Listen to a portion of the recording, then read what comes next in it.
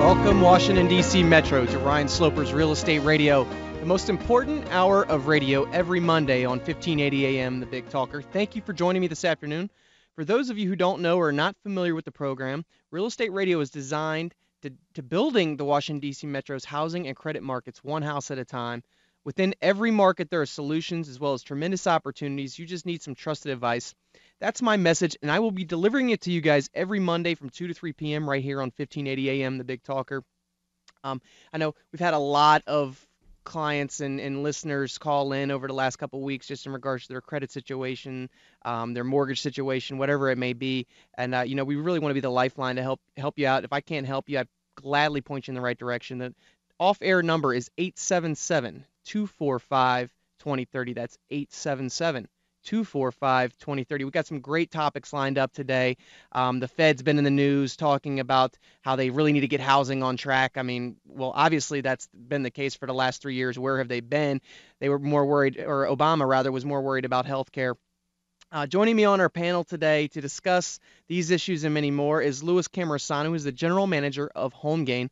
Louis is often cited in the media as an industry expert in the Wall Street Journal, Forbes, CNN Money, Fox Business, Smart Money, MSN, and numerous others. We're going to discuss with you about what happened in the markets last week, as well as what's on deck this week that can affect you and your real estate decisions. Louis, how you doing today, buddy? All right. Yourself, Ryan? I'm doing well, thank you, sir. Did you have a good weekend? I certainly did. Yeah, it was nice here as well. The weather was pretty mild, but no rain, so that was definitely a plus. It was overcast for the majority of the weekend.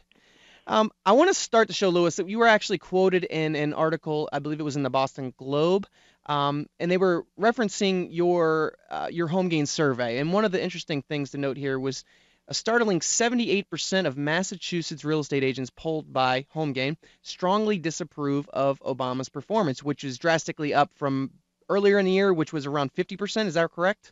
In Massachusetts, yes, but it's between 66 and 75% nationwide, and has been for quite some time. Gotcha. But this is one of the more liberal states, so I guess that it's interesting because of the drastic increase over, from the beginning of the year to now. Would you agree with that?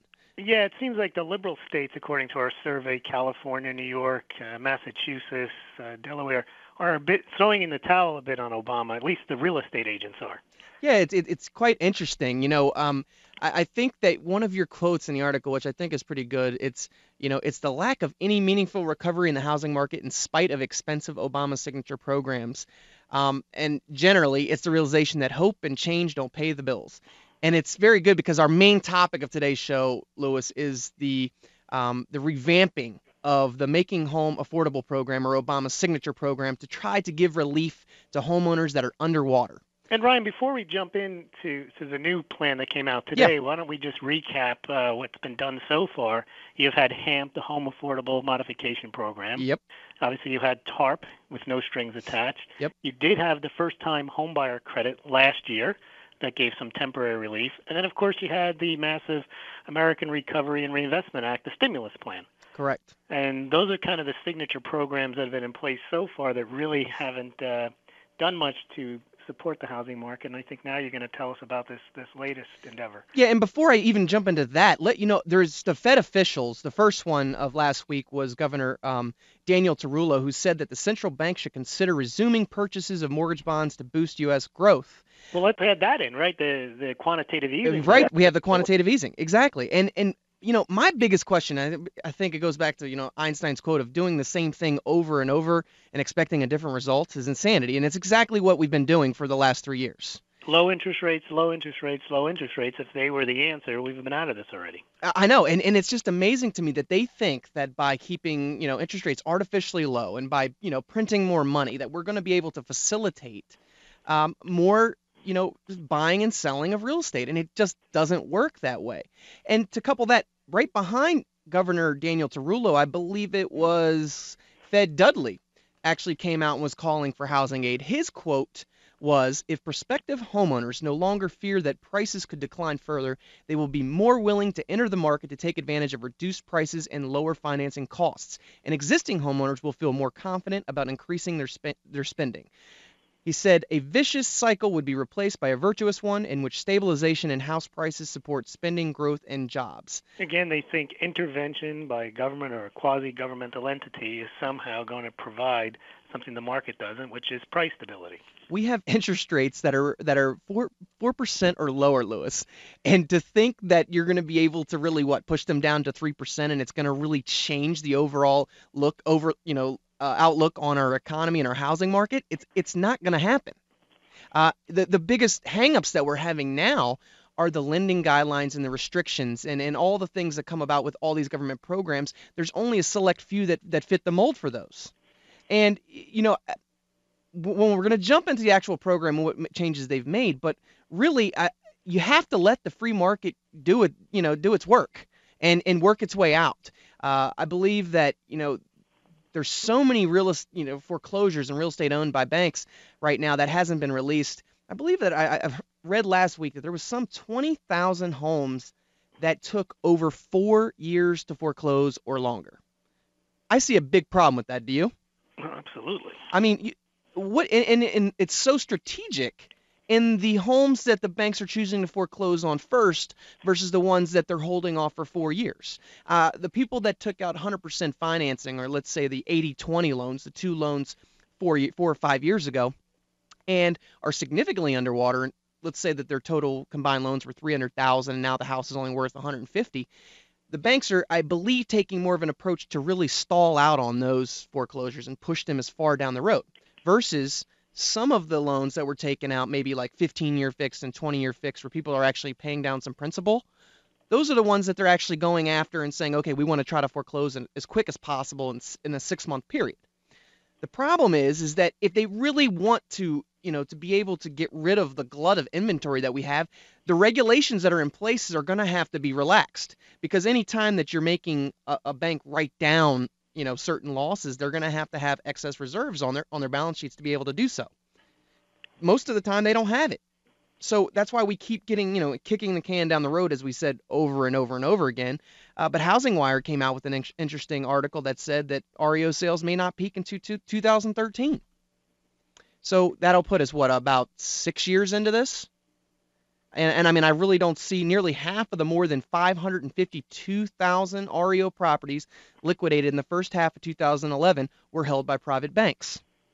In the years ahead, they're forecasting that the majority of it's going to be from the Department of Housing and Urban Development, Fannie Mae, and Freddie Mac, and that's when their activity is going to be starting is 2013. And let's also add one of the things that happened during the time period that Obama's been in office and immediately before is basically the government takeover of Freddie Mac and Fannie Mae. Well, the massive support for those two entities. Well, they essentially they have taken them over. Essentially, they just commissioned it out. Right. You know what I mean? They practically are pulling the strings behind the scenes there, and they have all these creative programs. We were talking about it. If you guys were tuning in probably a couple weeks to a month ago about them actually taking some of those properties and renting them back to the owners that are currently living in there, which is an absurd plan. But it's just ridiculous that, I mean, all these plans that are thrown out there, it's really just to say, hey, we're actually trying to do something. In the article, at the end of that Boston Globe article, it says, let's face it, Obama treated the housing market as a sideshow to his ambitious healthcare push. Now that decision is coming back to haunt us all. One of the biggest problems that we had was dealing with the housing issue, and now we want to deal with it 4 or 5 years later. Well, the problem is that the government, it caused the housing crisis, and now the government's trying to fix the housing crisis. The problem is there's just too much. You mentioned the free market. There's too much government intervention in the housing market. So that's all they know how to do is to try to undo what they've done through more programs, which I'm pretty pessimistic that this isn't going to work. It's just going to cost more money. It always does. It always costs more money.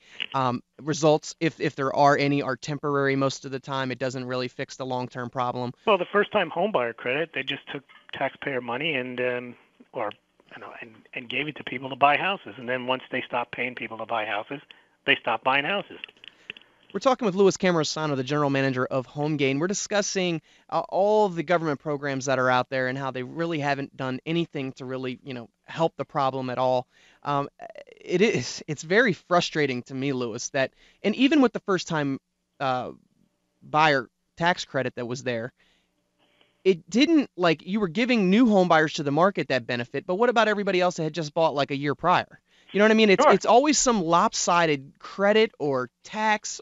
It's never fixing, the problem across the board, because if you really, like I said, if they wanted to go in and really create a program where you could help modify, restructure everybody's loans and give them basically the same deal, that would be the only thing that would really make sense to me. But for the government to come out and say, we only want to help you if you have a government-backed loan, but all you guys that have private loans, you're basically screwed. Well, we'd be better off if everyone had private loans. The problem is that a good portion of the people have government loans, and now the government has to go in and determine not what the free market says, but they have to create regulations to determine how loans can be granted.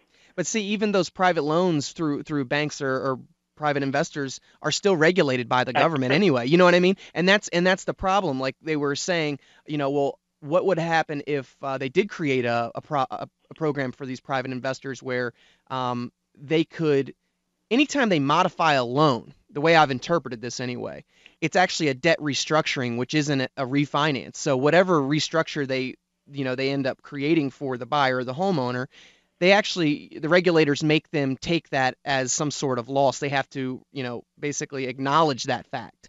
Right, and the private loans won't be subject to the government guarantee, so now you have the government playing favorites to the banks that have made the loans pursuant to Freddie Mac and Fannie Mae. Yep. Yeah, it's just it really is this vicious. It seems like nobody has the answer to the problem, and anytime I've listened to a lot of very intelligent mortgage professionals that have been in the industry for a long time, and there's a lot of plans that have been thrown out there. But the fact of the matter is, none of these plans are actually going to get put in place, which leads me to today. They came out with the complete revamped Making Home Affordable eligibility requirements. Now, those of you who are not familiar, this program was put into place by Obama, which was Making Home Affordable Refinance Plan. If you were underwater on your conforming conventional mortgage, that you were eligible without paying down principal and without having to pay mortgage insurance to refinance your loan.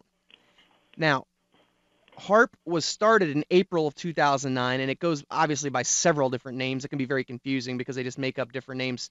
I think part of that, Lewis, is to make it seem like there's actually multiple programs that are helping people, but they're the same thing. I thought it's called HAMP. It's actually HARP. The government calls it HARP. The program is also known as Making Home Affordable Plan, the Obama Refi Plan, and Relief Refinance. So it has like 4 different names. But the actual refinance plan is HARP. And you'll hear it more commonly referenced in the media now as Home Affordable Refinance Program. And in order to be eligible for that HARP refinance program, your loan had to be backed by Fannie Mae or Freddie Mac, and your current mortgage had to have a securitization date prior to June 1st of 2009. Now, if you met those 2 criteria, you may have been eligible for that HARP refinance. If your mortgage was an FHA mortgage, a USDA mortgage, a jumbo mortgage, then you're not eligible for this HARP, this HARP program.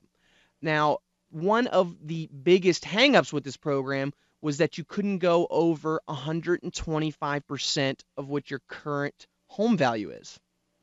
So it ruled out a ton of people.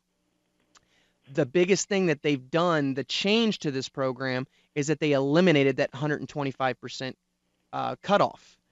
And when we come back from the break, we will jump into, how that new guideline will affect you guys and whether you'll be able to take advantage of it. Stay tuned. You're listening to Real Estate Radio. Be right back.